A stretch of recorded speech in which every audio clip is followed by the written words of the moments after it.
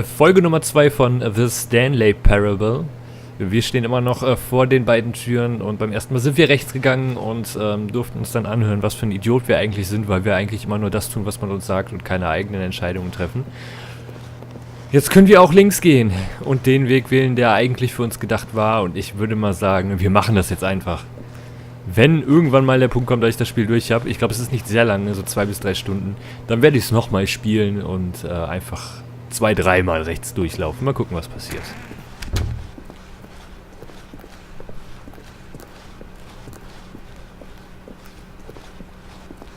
Yet there was not a single person here either. Feeling a wave of disbelief, Stanley decided to go up to his boss's office, hoping he might find an answer there. Okay, es gibt einen Whiteboard-Manager. Und Rip Franz. Ja, Rip Franz. Komm, ein bisschen hier umgucken. Targets. Push for funding for R plus D of new coffee machine. Not cost efficient. Get Chris out of the broom closet. Papers are too sinister. Fire paper guy. Hire somebody to fire the papers. Synergizing guy. Who moved my desk? Please keep the targets on the topic of. The future was yesterday, tomorrow is now. Nachdenklich. Tomorrow, complete today's unfinished agenda items. Right next day's agenda. Fleet. Welcher war mir nochmal? 427, ne? Steht hier unten nicht. Okay. Was es hier noch so gibt. Aha, irgendwelche Charts. Solving interpersonal conflicts. If you ever find yourself in a conflict with... Oh. What are your dreams for the future? Spring break. Ja. What do people want? Things. Money, more money. Things, but with money to buy more things. Strives requires more secondary research. What is hard? Profits, profits, profits, profits. Profits, profits. Ja, da hat sich jemand richtig viel Mühe gegeben. Also es ist schon sehr humorvoll bis jetzt. Und wir haben ja gerade mal knapp 20 Minuten gesehen, glaube ich. Work harder, work harder, hard work harder. To do synergize core value expenditures. Na, dann gehen wir weiter. Wir sollen zum Office des Chefs, war es, glaube ich, ne? Broom Closet. Darf ich hier rein? Darf ich hier rein? Geh nicht Stanley zu. stepped into the broom closet, but there was nothing here, so he turned around and got back on track.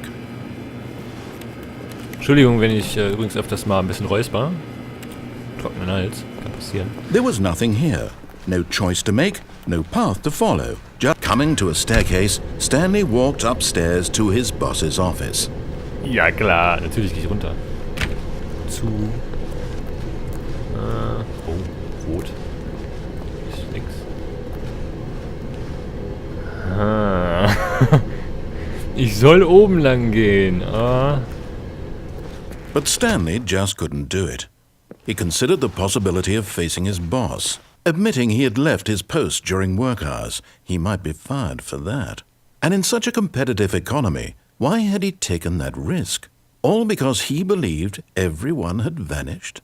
His boss would think he was crazy. And then something occurred to Stanley. Maybe, he thought to himself, maybe I am crazy. All of my co-workers blinking mysteriously out of existence in a single moment for no reason at all? None of it made any logical sense. And as Stanley pondered this, he began to make other strange observations.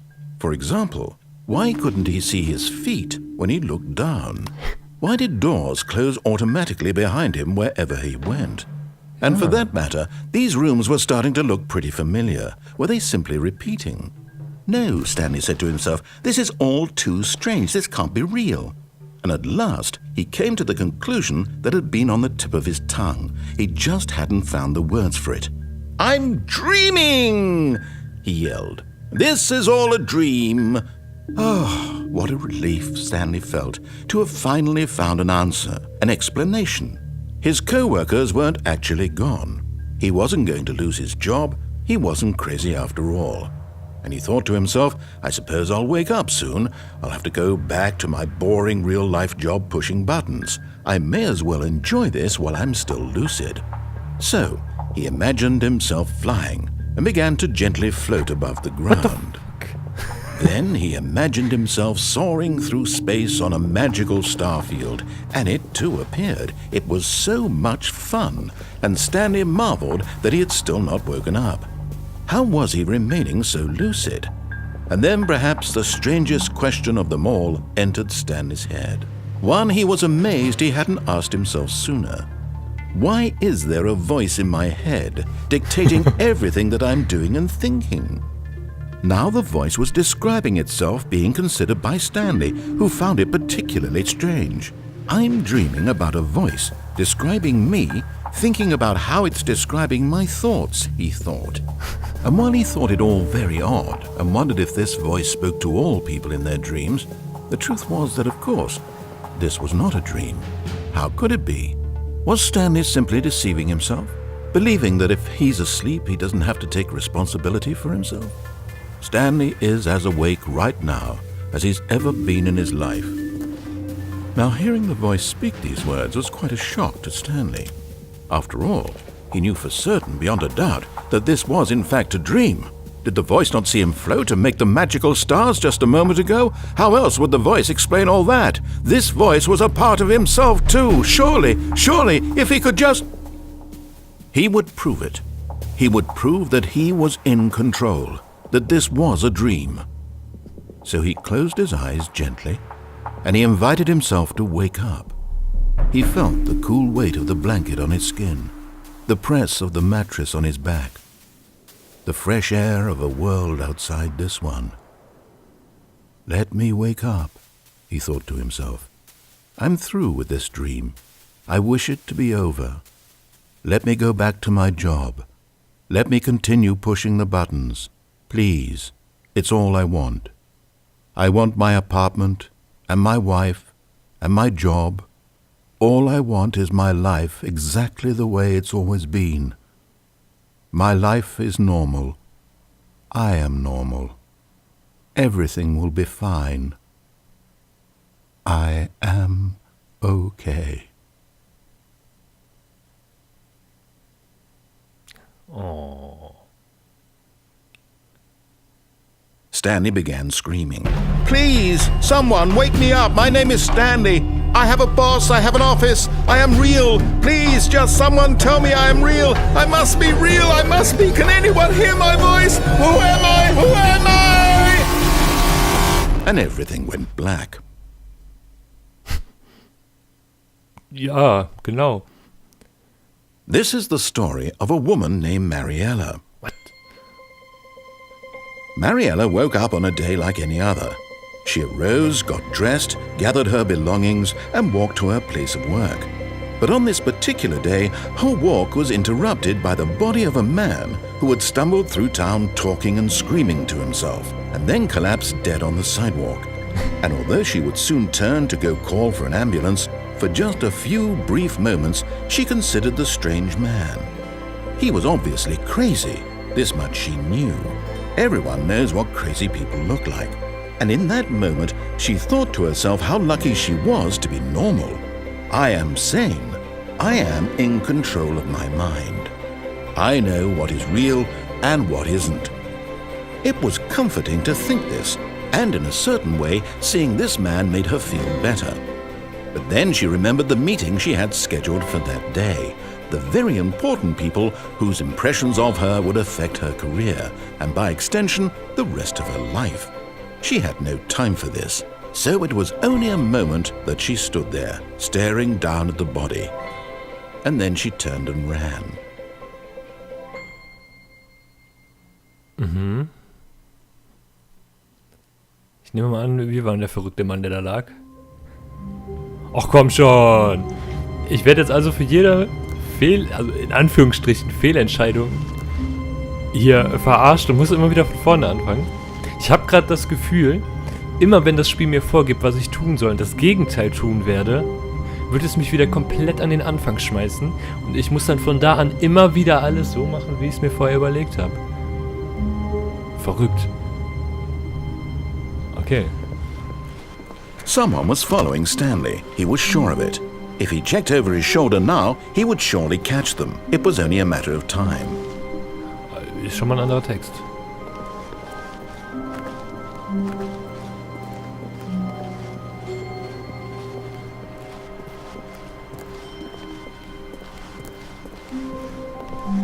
When Stanley came to a set of 2 open doors, he entered the door on his left.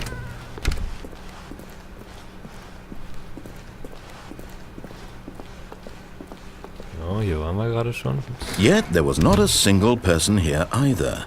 Feeling a wave of disbelief, Stanley decided to go up to his boss's office, hoping he might find an answer there. Coming to a staircase, Stanley walked upstairs to his boss's office. Ja, ihr merkt schon, es ist sehr viel Text in dem Spiel. Ich renne dann auch meistens nicht weiter, weil manchmal kann es ja wohl sein, dass im nächsten Raum dann schon die nächste Textstelle anfängt. Wäre ja ein bisschen kontraproduktiv. Oh, schickes Office, muss man ja sagen. Und schau, wie man hier rausgucken kann, diese Weitsicht. Stepping into his manager's office, Stanley was once again stunned to discover not an indication of any human life. Shocked, unraveled, Stanley wondered in disbelief who orchestrated this. What dark secret was being held from him? What he could not have known was that the keypad behind the boss's desk guarded the terrible truth that his boss had been keeping from him. And so the boss had assigned it an extra secret PIN number. 2845. But of course, Stanley couldn't possibly have known this. Was war das jetzt? Keypad behind desk. Wo? Ja. Stanley just sat around twiddling his thumbs. Trying to input anything on the device was useless, since he could never possibly know that the combination was 2845. Yet incredibly, by simply pushing random buttons on the keypad, Stanley happened to input the correct code by sheer luck. Amazing. He stepped into the newly opened passageway.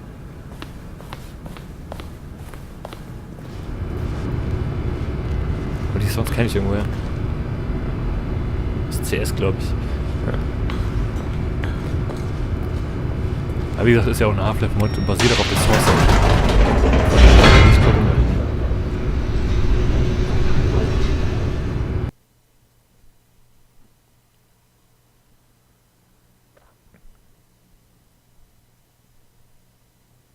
Descending deeper into the building, Stanley realized he felt a bit peculiar. It was a stirring of emotion in his chest, as though he felt more free to think for himself, to question the nature of his job. Why did he feel this now, when for years it had never occurred to him? This question would not go unanswered for long.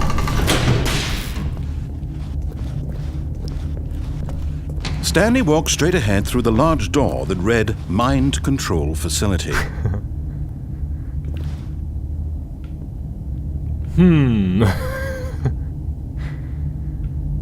Oh Mann.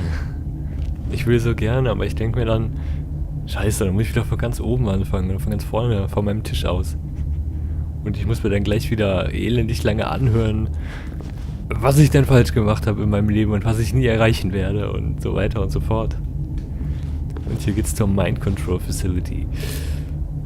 Schwere Frage, schwere Frage. Ich würde sagen, die beantworten wir einfach in der nächsten Folge. Bis dann.